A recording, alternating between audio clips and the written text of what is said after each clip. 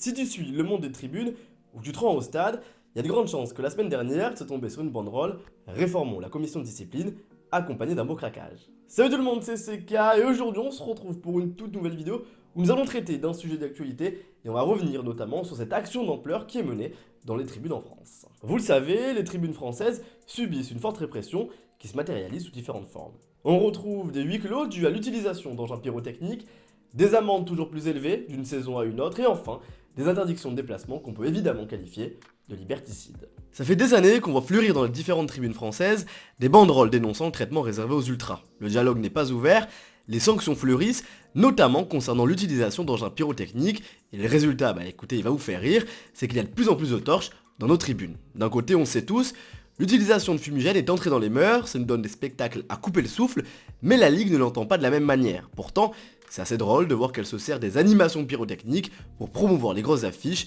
ou le championnat directement. Mais bon, si je devais vous montrer toutes les incohérences des instances, ça serait long, et on n'est pas là pour ça.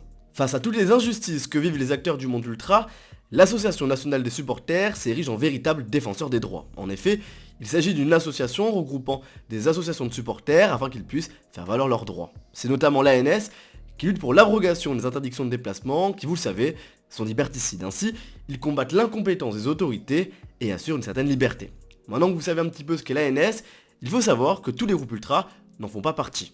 Par exemple, du côté de Marseille, les groupes n'en font pas partie, mais ça ne les empêche pas de dénoncer régulièrement l'acharnement orchestré par la Ligue, privant des milliers de passionnés de leur passion. Ainsi, la lutte existe, mais les groupes ne sont pas associés aux autres.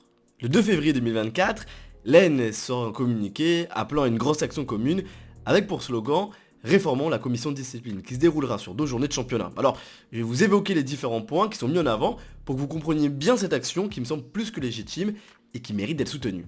Comme énoncé précédemment, chaque semaine on assiste à des tribunes vidées de ses supporters couplées à des amendes et parfois même des retraits de points. Ce qui est intéressant, c'est que l'ANS s'intéresse au cœur des sanctions et surtout à la légitimité de ceux qui les prennent, et vous allez le voir, c'est pas très clair. En effet, cette fameuse commission qui inflige des fermetures de tribunes est composée d'un inspecteur des finances, une salariée de la Fédération française de basket, ou d'énarques n'ayant aucun lien avec le monde du football et encore moins avec le monde des tribunes. Chaque semaine, des gens n'ayant aucune connaissance des différents phénomènes liés aux tribunes sanctionnent des milliers de personnes qui sont passionnées par ce mouvement. Personnellement, je trouve ça totalement lunaire et ça me révolte. Ce qui motive cette action, c'est que cette saison 2023-2024 s'illustre par des sanctions pécuniaires très élevées, mettant en péril la santé financière des clubs. Dites-vous que les montants ont pu passer du simple au double juste sur cette saison. De même, on n'a jamais assisté à autant de fermetures de tribunes dû à l'utilisation d'engins pyrotechniques à but festif. L'Italie, elle, de son côté, a avancé sur ce sujet, ne sanctionnant plus les torches en tribune, elle sanctionne seulement le jet de torche, ce qui semble être un très bon compromis. Puis même, d'une manière générale, on est passé des sanctions collectives aux sanctions individuelles. L'ANS reproche également que les supporters soient sanctionnés à domicile pour des faits réalisés à l'extérieur, signe une nouvelle fois de l'incohérence des décisions prises. Puis enfin, il est vrai que la commission de discipline ne motive pas ses décisions, que ce soit en fait ou en droit, alors que ça impacte des dizaines de milliers de personnes. Tous ces reproches sont justifiés à titre personnel, je les partage, mais après avoir dénoncé ces incohérences, il faut trouver des solutions. Et ce qui est intéressant, c'est que l'ANS est également une force de proposition, ce qui apporte beaucoup plus de pertinence à leurs revendications. La première des revendications, c'est que les membres de cette commission soient directement élus par des clubs avec un mandat défini en fonction de leurs compétences et leur connaissance du football. Ça paraît logique de mettre des personnes qui ont une certaine sensibilité au football, ça éviterait des sanctions complètement lunaires, parfois déconnectées de la réalité. Puis même, vu qu'on touche au portefeuille des clubs, une élection semble toutefois intéressante. La deuxième revendication serait la création d'un barème fixe et non indicatif afin d'avoir plus de cohérence dans les décisions. C'est pas normal d'avoir tant de variations sur des sanctions financières, ça peut être dangereux pour les clubs et surtout, ça prend en otage des supporters qui sont rendus coupables alors qu'il n'y a pas lieu de l'être. C'est vrai que pas mal de fois sur les réseaux sociaux, j'ai vu des messages passer sur des gens qui incriminent les ultras parce qu'ils s'allument des torches, qu'il va y avoir des amendes, mais en vrai qu'on se le dise, ça fait partie du folklore, ça fait partie de la culture, c'est quelque chose qui nous plaît. Et ces amendes, beaucoup trop élevées, surtout arbitraires, elles ont des montants qui sont différents d'un club à un autre, enfin il n'y a pas vraiment de sens, et je trouve qu'avoir un barème fixe permettrait d'avoir beaucoup plus de clarté, et surtout beaucoup moins d'arbitraire. La troisième revendication est majeure, c'est celle d'arrêter de fermer les tribunes en cas d'engins pyrotechniques festifs. C'est déjà le cas dans plusieurs pays d'Europe, comme j'ai pu l'énoncer précédemment. L'objectif serait de sanctionner seulement les abus, ce qui me paraît être un très bon compromis, surtout au vu des conséquences que ça peut engendrer. Ce qu'on entend par engin pyrotechnique utilisé de manière festive, c'est tout ce qu'on voit en tribune habituellement. Ce qui sortirait de ce cadre, ça serait le jeu de torches et affrontement avec. Mais bon, là, on sort du cadre festif, quoique le petit lancer de torche sur le terrain, il y a un charme. Après, à vous d'en débattre. Perso, quand je vais en Italie, souvent dans les petits derbies et tout, on le retrouve. Après, voilà, il faut quand même, d'un point de vue légal, mettre un cadre et qu'on se le dise, sanctionner tout ce qui sort de cette dénomination d'engin pyrotechnique festif. Et évidemment la chose la plus sage et la plus entendable, qu'on se le dise entre nous. La quatrième revendication est encore plus large, avec le fait d'instaurer une obligation de moyens à la place d'une obligation de résultat en matière de sécurité pour les clubs. C'est le petit moment CK juriste pour vous expliquer les enjeux derrière tout ça. Actuellement, les clubs doivent assurer la sécurité coûte que coûte. Même si le club met tout en œuvre pour éviter les débordements, et qu'il y en a un, il sera tenu responsable. Admettons que le club met des filets de sécurité devant une tribune pour éviter les projectiles et qu'un projectile touche un joueur, il sera tenu responsable. En effet, l'obligation de résultat tenant à la sécurité des acteurs sur le terrain n'est pas remplie.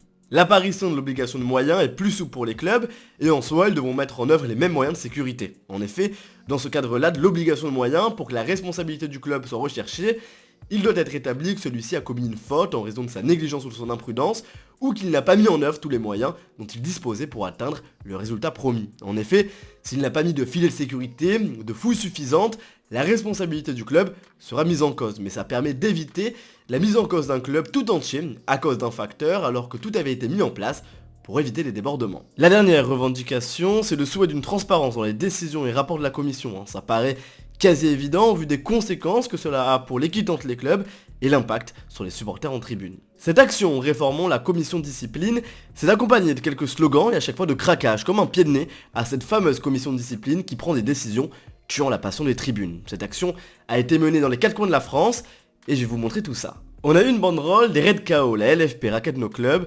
réformons la commission de discipline avec un beau craquage. De même à Reims, avec un slogan similaire et un petit craquage. Vous l'avez bien compris, le mode opératoire est toujours le même. On a retrouvé cette action du côté du Cop Rouge à Guingamp, du côté du parcage Clermontois à Lille et du côté lillois, avec un petit craquage sympa. De même, on a pu voir une petite banderole en tribune latérale à Brest, accompagnée de gros feux d'artifice en dehors du stade, car il y avait pour le coup un huis clos de la tribune Quimper au passage des Brestois.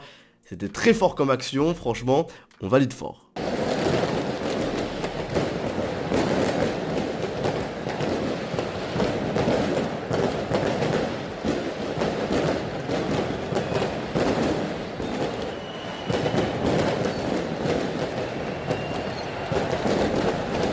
Lors de la rencontre Strasbourg-PSG, des messages ont fleuri du côté des deux camps.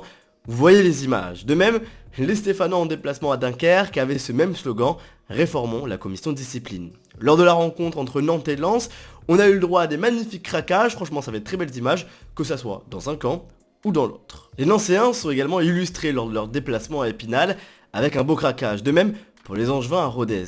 Les tribunes messines se sont également illustrés avec de beaux craquages, que ce soit du côté de la Groupe Metz ou de la Horda. Les Indians en parkage ont également fait passer le message face à Reims. Enfin, on peut noter les énormes banderoles du côté de Rennes, stop aux sanctions collectives, réformons la commission de discipline. Le week-end qui a suivi, ce mouvement de contestation et de solidarité s'est poursuivi.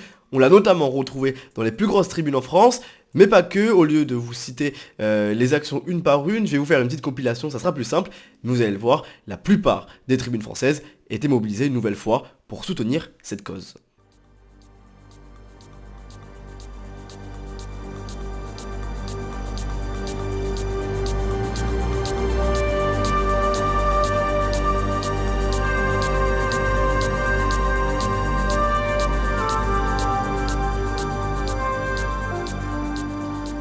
J'essaie de vous montrer un maximum d'exemples, je peux pas forcément tout vous mettre, mais en tout cas, ça vous montre l'ampleur de cette action. Comme un symbole, suite à cette vidéo, je suis obligé de vous montrer la décision de la commission de discipline suite au craquage que vous avez pu voir durant cette vidéo entre le FC Nantes et le RC Lens pour cette action, réformons la commission de discipline. Et ben écoutez, la sentence est simple, fermeture pour un match ferme de la tribune Loire du stade de la Beaujoire. Eh bien écoutez, le travail reste long, mais cette décision en est la preuve. En tout cas, j'espère vraiment que cette vidéo sur l'actualité des tribunes en France vous a plu. Le but de celle-ci était de mettre un petit coup de projecteur sur cette action qui me semble hyper noble et d'en expliquer un petit peu plus les enjeux. En tout cas, si le contenu t'a plu aujourd'hui, je t'invite à lâcher le petit pouce bleu, voilà, et à t'abonner à la chaîne YouTube, ça m'aide énormément. Et d'ailleurs, voilà, si voilà, le contenu afférent un petit peu aux tribunes te plaît, bah, n'hésite pas à aller voir les vidéos qui sont déjà disponibles sur la chaîne YouTube. Il y a des vidéos en immersion dans différents groupes, on parle un petit peu des amitiés entre ultras, des rivalités, franchement, c'est hyper intéressant. N'hésite pas à aller jeter un petit coup d'œil, ça me ferait hyper plaisir. C'était CK, on se retrouve bientôt pour une prochaine vidéo. Peace!